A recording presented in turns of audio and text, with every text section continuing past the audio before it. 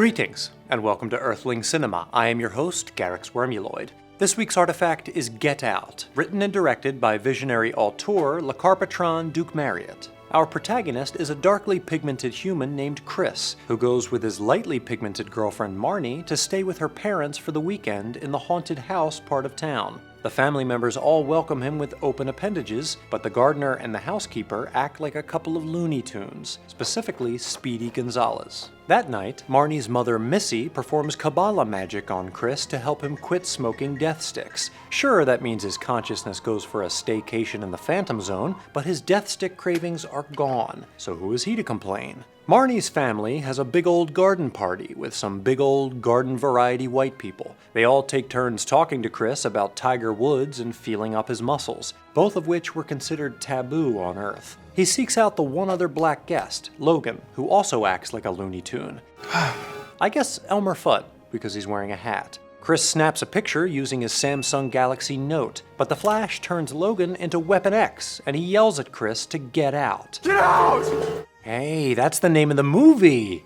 Although the original working title was Black Weekend No Go So Good.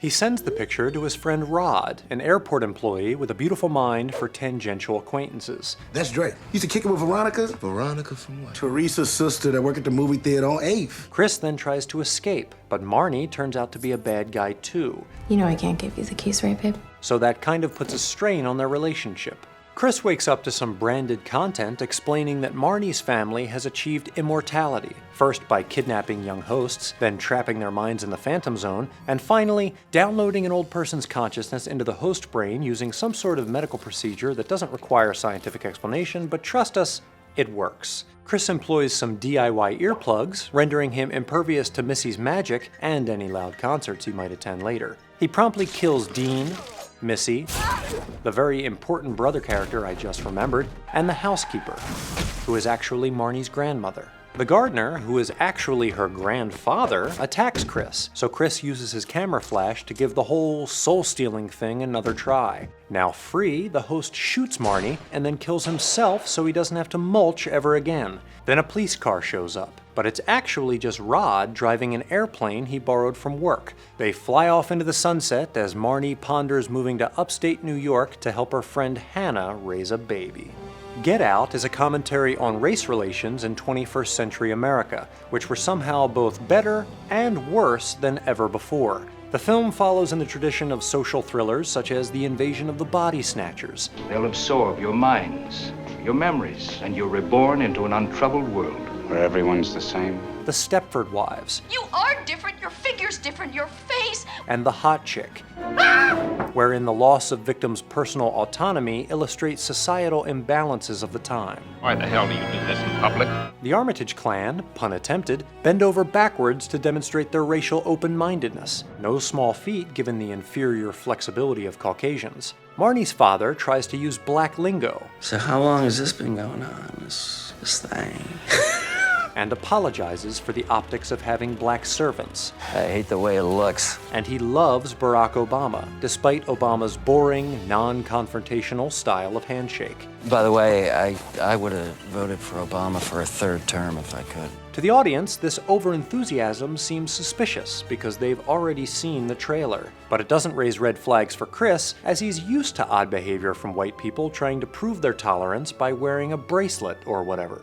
All I know is sometimes, if there's too many white people, I get nervous, The film asserts that racism is alive and well beneath this veneer of white liberalism, although it is heartening to remember that racism would eventually be eradicated along with the rest of the Earth. The Armitages and their friends claim to be interested in experiencing black culture. Such a privilege to be able to experience another person's culture. In reality, they only want to collect it like they would a Pog or a Beano Baby. Preserving what they perceive to be favorable traits while banishing unwanted elements to goodwill. Through the film's imagery, the pretext of appreciation is peeled away to reveal the tearful onion of oppression. Delicious. The tools the Armitages use to control Chris are commonly associated with white elites, such as a china teacup and a lacrosse baton. Even Marnie's eating habits reveal her true intentions. She keeps her milk and Fruit Loops separate, symbolizing her desire to control the integration of whiteness and color. And don't even get her started on sogginess. But Chris is able to resist, ironically by turning emblems of whiteness against his captors. He stuffs his ears with cotton, a crop strongly associated with slavery, to get a little noise cancellation. He beans Jeremy with a bocce ball, the only game whiter than lacrosse, other than shuffleboard and croquet and soccer and baseball. He stabs Dean with a hunting trophy, because white people love trophies, and he smashes the teacup because f that teacup. When a squad car appears at the end, Marnie tries to manipulate the situation to her favor by invoking helpless white girl stereotypes. But the officer turns out to be the comic relief guy. So we get a happy ending for our social justice boners. At least until the actual police investigation begins. For Earthling Cinema, I'm Garyx Wormuloid. Stay woke. Hello, Earth enthusiasts. Thanks for watching. If you're looking for another great story with deep insights on Earth culture, head over to audible.com/earthling at the link in the description and download American Gods by master storyteller Neil Gaiman. And get it for free when you sign up for a 30-day free trial with Audible.